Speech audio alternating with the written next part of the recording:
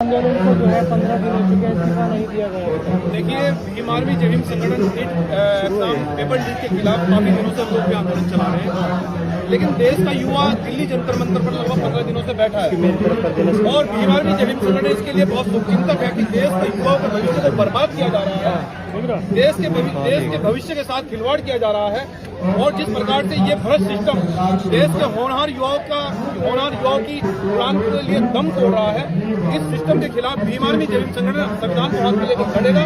आज हमारे साथी अंकुर घाटी भाई, विजय सिंह जी, रवि भाई, हम भीम आर्मी जय हिंद संगठन के सभी पदाधिकारी आज यहाँ पर अपने युवाओं का हालचाल जानने के लिए, उनको कोई तकलीफ तो नहीं है, इस आंदोलन को मजबूत करने के लिए मैंने इस देश के युवाओं से ये अपील करी है कि इस भ्रष्ट सिस्टम के खिलाफ और देश के युवाओं के भविष्य के खिलवाड़ किया गया उनके साथ में मैं इस सिस्टम के खिलाफ लड़ूंगा मजबूती से संविधान को हाथ में लेकर। और जिस प्रकार से देश के मंत्री जी जब तक शिक्षा मंत्री इस्तीफा नहीं देंगे, जब तक ये आंदोलन जारी रहेगा।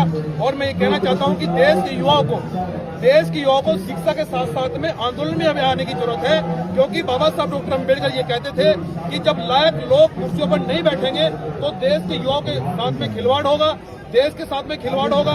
तो नाकाबिल लोग कुर्सियों पर बैठे हैं, इसलिए मेहनती लोगों के साथ में, मेहनतकश युवाओं के साथ में, होनहार बच्चों के साथ में, उनके युवा भविष्य के साथ में खिलवाड़ किया जा रहा है। तो युवाओं से मैं बार बार अपील कर रहा हूँ, पढ़े लिखे नौजवानों से, कि आपको सामाजिक आंदोलन में भी आना पड़ेगा जो भीम आर्मी जय हिंद संगठन चला रहा है। और इस आंदोलन में जो नीट एग्जाम पेपर लीक हुआ है, इसके खिलाफ हम लोग पूरे देश में लड़ाई लड़ने का काम करेंगे।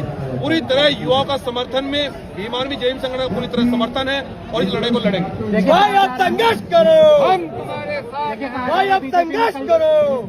कहा जा रहा है बीजेपी में कल्चर नहीं है इस्तीफा देने का। देखिए, हम एक चीज बताना चाहते हैं कि वही कि देश के युवाओं ने सरकार बनाई है और देश का युवा समझ चुका है कि देश के जो सत्ताधारी नेता है वो तो अपने बच्चों को अपने देश का मनी का दुरुपयोग करके वो तो विदेश में पढ़ा रहे हैं। इस देश के युवाओं को समझना होगा कि वो अपने हमारे देश का पैसे का दुरुपयोग करके वो अच्छे अच्छे एसी बंगलों में अपने बच्चों को अमेरिका में, इंग्लैंड में पढ़ा रहे हैं। लेकिन इस देश के मजदूर किसान के बच्चे जो मेहनत करते हैं, जो मेहनतकश बच्चे, होनहार बच्चे, देश के लिए कुछ करना चाहते हैं, देश के लिए जो फौज में लड़ रहे हैं, उनके भविष्य के साथ खिलवाड़ किया जा रहा है, उनकी उड़ानों का दम घोटा जा रहा है, उनके पंख काटे जा रहे हैं। ये बिल्कुल भी देश बर्दाश्त नहीं करेगा। सरकार युवाओं ने बनाई है, सरकार युवाओं ने बनाई है। अगर देश की सरकार नहीं मान रही है, देश की सरकार झुकने के लिए तैयार नहीं है, तो सरकार बदल देगा युवा। इस बार हम लोग जवाब देंगे, जहां भी जिस प्रदेश में भी विधानसभा चुनाव होगा, लोकसभा चुनाव होगा, तो युवा जवाब देगा। देखिए, दहशतगर्दी बताया जा रहा है, आतंकवादी बताया जा रहा है सोशल मीडिया। इस देश के अंदर जब भी देश के अंदर क्रांति हुई है, शहीद भगत सिंह आजाद से लेकर चंद्रशेखर आजाद जी से लेकर बाबा साहब डॉक्टर अम्बेडकर, अब्दुल कलाम, पेरियार, सब लोग जितने भी क्रांतिकारी लोग हुए, इन बहरूपीय लोगों ने उनको भी अपमानित करने का काम किया है। लेकिन नौजवान देश के युवाओं से मैं अपील कर रहा हूँ, देश किसी के बाप की बपोती नहीं है, देश सबका है। देश हिंदू, मुस्लिम, सिख, बौद्ध, पारसी का है, देश सबका। और ये लड़ाई हमारी जारी रहेगी। और जिस प्रकार से लोग युवा को कभी आतंकवादी बता रहे हैं, कभी नक्सली बता रहे हैं, वो हमें कुछ भी कहें, अगर जुल्म के खिलाफ बगावत करना अगर बाकी है, अगर जुल्म के खिलाफ बोलना अगर बाकी है और भ्रष्ट सिस्टम के खिलाफ आवाज उठाना अगर बाकी है, तो मैं सरकार को दिल्ली जंतर मंतर से ये खुले लफ्जों में कह रहा हूँ कि हम बागी से भूख हड़ताल पर तबीयत लगातार बिगड़ती जा रही है, सरकार के पर छू नहीं दिख रही है। ये देश का दुर्भाग्य है और ये चीजें विदेश के लोग भी देख रहे हैं कि देश की डेमोक्रेटिक व्यवस्था, देश की लोकतांत्रिक व्यवस्था किस प्रकार से फेल हो चुकी है।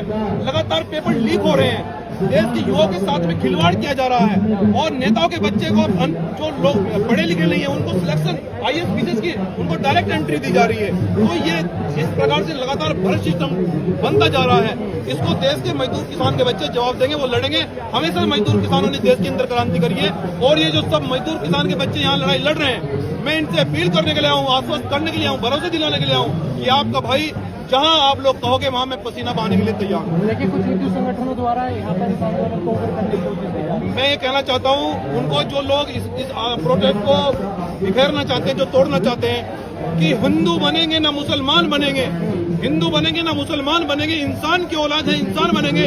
ये प्रोटेस्ट, ये आंदोलन हिंदू, मुस्लिम, सिख, बौद्ध का नहीं है। ये भ्रष्ट सिस्टम के खिलाफ है, ये न्याय के खिलाफ है, ये न्याय की लड़ाई है, ये अधिकारों की लड़ाई है और इस अधिकारों की लड़ाई संविधान को हाथ में लेकर लड़ी जाएगी।